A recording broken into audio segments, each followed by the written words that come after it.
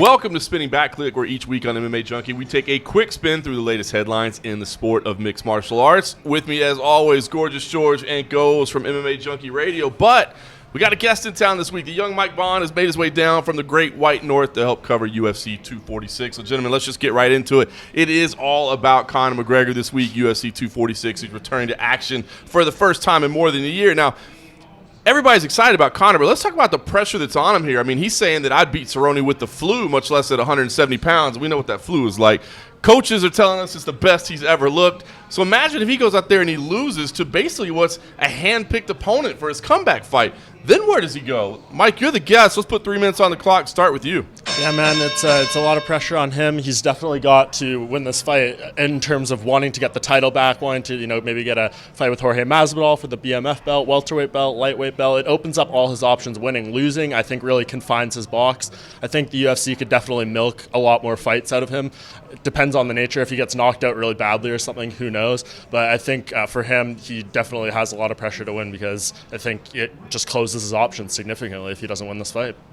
I feel like when he knocked out Aldo, that was the turkey.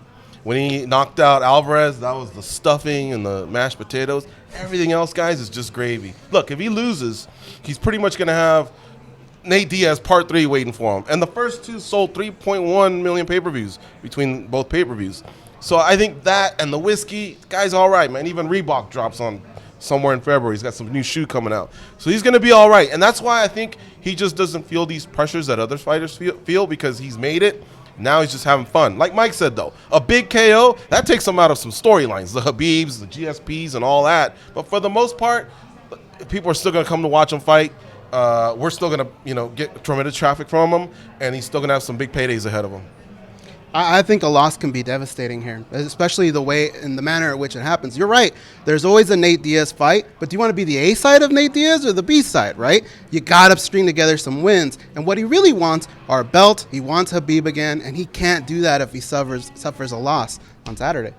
See, that's what I'm interested in as well. I mean, the guy is clearly the biggest star in the sport, and I don't know that that's necessarily going to change, but I feel like the guy's got to go out there and pick up some wins. I mean, we haven't seen the guy win since November 2016, as impressive as that was. So, Mike, let me ask you then, as far as the mindset of Conor going out there, if we're saying that this guy is going to be a star no matter what, I mean, does it change the way he fights? I mean, I think he was clearly feeling some pressure against Habib Nurmagomedov. Mm-hmm. Does that free him up to maybe fight a little bit differently this time around? Yeah, maybe a little bit. I think Conor's going to fight the way he's going to fight, especially in a matchup like this. He is a striker. He's going to go out there looking to knock Donald Cerrone out. I think he's going to put a lot of pressure on because we've seen Donald Cerrone, slow starter. He crumples under that pressure a lot of times, especially if someone comes flying out of the gate. So, and that's where Conor's best moments have come. Knocked out Aldo in 13 seconds, has a lot of other first-round finishes. So for him, I think it's more or less the same approach we've seen to him fighting, but because he's going to look for that big highlight. He wants to start this 2020 season off in a big, big way.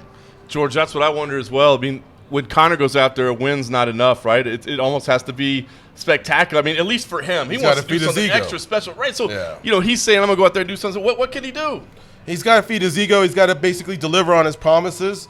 And he does want that shot at Habib. But look, that whole division has to play out. First of all, he has to get by Cowboy. So, again, he gets the fight because he's already made his money. No pressure there. But, yeah, if he wants Habib, he needs the big KO. All right, I agree. All right, guys, I want to see something big out of him. I think Conor needs to win here. I don't know if there's pressure on him necessarily, but I think the guy's got to get a win. All right, meanwhile, Cowboy, in a lot of ways, man, I feel like some people are just treating him like generic opponent guy, that doesn't have anything to win here. But, I mean, let's talk about what's on the line for him. I mean, this is a big fight for him. We know it's a big payday as well.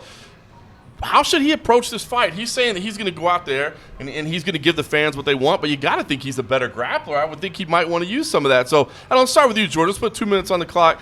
What's on the line here for Cowboy, and how does he go out there and approach this fight? Look, are the Titans not going to give it to Derrick Henry? Or is Patrick Mahomes not going to also run? Is he just going to go back and pass?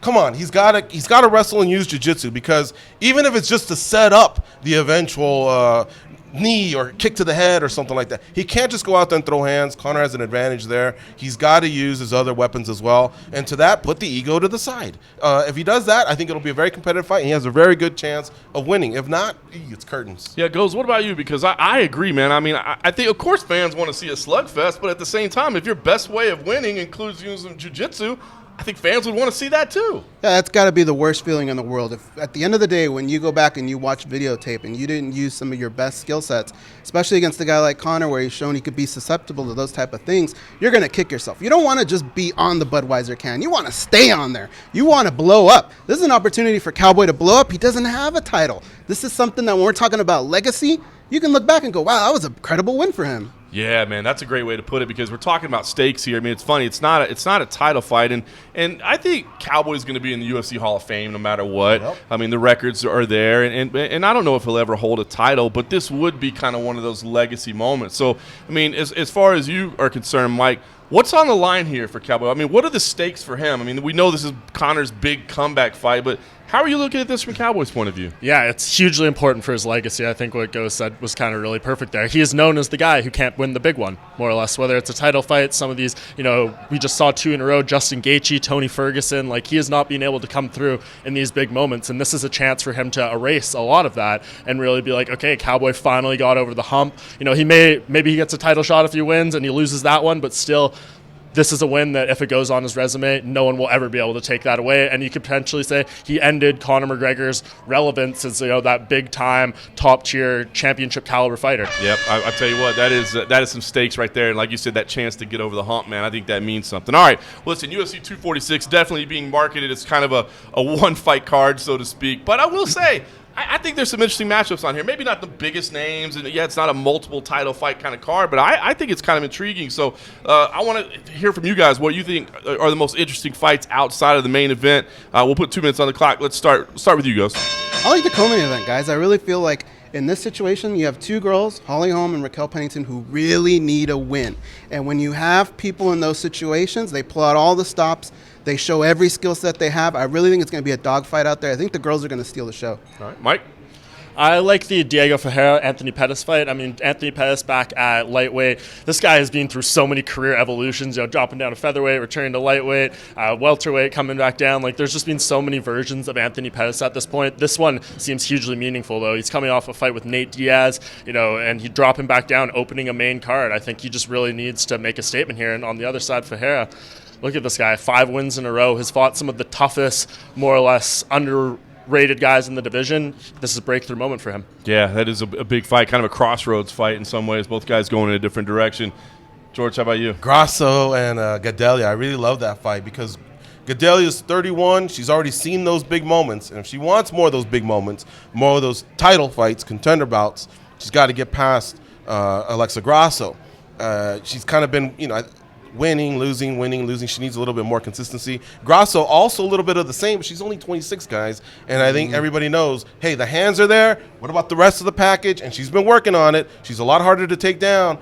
And if the fight just remains on the feet, it's bad news for anybody. So I'm anxious to see how this one plays out because I think she's got a bright future. And again, just like Conor McGregor, the reason he's a monster is because he's got a whole country behind him. Imagine if fighters like Yair and Alexa Grasso and Brandon Moreno could get Mexico behind them.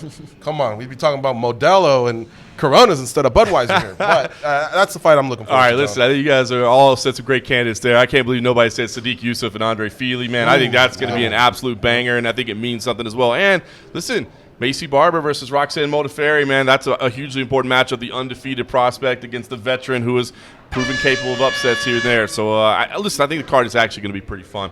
All right, outside of UFC 246, the world still does exist. A big headline, former UFC title challenger Jessica Penne. It's kind of there for all the wrong reasons, right? I mean, she's claiming innocence against USADA, but she's facing a potential 4-year suspension. She's 36 right now. She'd be 40 when that was up. So she's saying that would essentially end her career. I mean, there's so much going on here. And I think there's just so much to take out of it from both sides of the coin. So I'm going to start with you, Mike. Just what are you taking out of this entire situation? It's a really tough one. I mean, I'm not going to sit here and act like I know the science and the chemistry of all these different supplements and medications and stuff. But what I do know is it's just one of those situations I think they'd be in their best interest to just move on. I mean, why can't the UFC just let Jessica Penne go? She's at this age. She's 36 years old. I mean, we've seen other fighters get USADA suspensions and go over and fight overseas, join over other promotions. I think that at this point is in her best interest instead of sitting here trying to continue fighting this thing. I mean, she's lost a number of fights in a row too. You could argue, I know she's the former Invicta champion, UFC title challenger, but she's in that area where she'd potentially be released from the UFC anyways with maybe another loss. So, like, I don't see why you put this stress on her, this make the USADA program look even more controversial. I think it's everyone's best interest. Just move on from this. George, what do you think? Because, I mean, I think we all believe that drug testing is, a necessary part of the sport. Yeah. But, I mean, when you're talking about ending somebody's career who is, vehemently claiming innocence, right? It strikes you a little weird, right? Yeah, Mike's take is interesting. I guess she could just be done with it if both parties agree. Life moves on. But the fact that they came up, I trust in Brian Butler, a guy who I think has paid his dues in the sport, a manager who seems to be a top-notch guy, a good character guy, and right away he's looking to fund a GoFundMe account for Jessica to get to $40,000. I think it's all about her image. She's saying she's innocent, and right away he's already providing details on how they did testing out of their own pocket because it's cost her, like Mike said, years of fighting, but also money out of her savings. And they already came out with some paperwork that shows, hey, look, it is a tainted supplement. This is a slam dunk. We just need the money to back us against the arbitrator. Yeah, listen, I mean, like you said, it's a complicated situation, and there's a whole bunch to it. And I guess it'll all come out as this case continues on. Hopefully she gets the money to fight it out. But it just seems unfortunate when you're ending somebody's career like that you're prohibiting them from making money. Maybe let her go do it somewhere else. All right, let's close up with some cringe. The king of cringe, Henry Cejudo. He's been busy lobbying for a fight with Jose Aldo, despite the fact that Jose Aldo lost last time out. I know it was close, but it was still a loss. This past week, Dominic Cruz came out and he said, listen, I'm healthy. I'm ready to fight again. You've mentioned my name before, Henry Cejudo. You want to be the GOAT. In order to be the GOAT, you got to get past me first. Listen, we know Henry's all about that legacy and trying to accomplish things. Those are some big names. You've also got Aljamain Sterling and Peter Yan, who are legitimate contenders, but probably don't mean quite as much on the career resume list right now. But let us know. Knowing what Henry's after, let's start with George.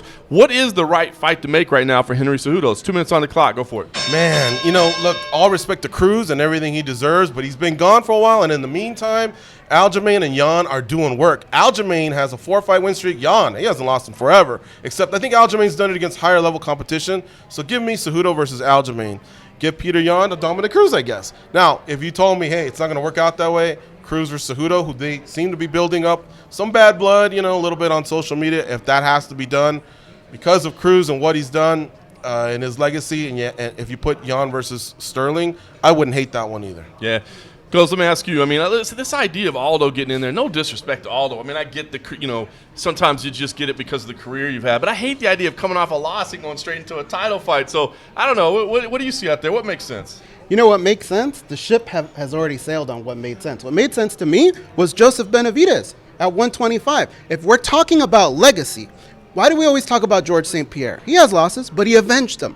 If you're Henry Cejudo, why wouldn't you want to go back and avenge a loss in a very close fight to help your legacy out? That's the fight that should have happened. It's not going to happen. To me, I like Peter Yan. Wow, that would have been big for legacy. I mean, I know that Henry Cejudo basically just doesn't want to cut down to 125 anymore is what that gets down to, but that is an interesting point, man. To wipe that away would have done a lot for his legacy. Right now, Benavidez gets to hold that over, and that's why he says, listen, I don't care that I'm fighting for a vacant title. I already had it.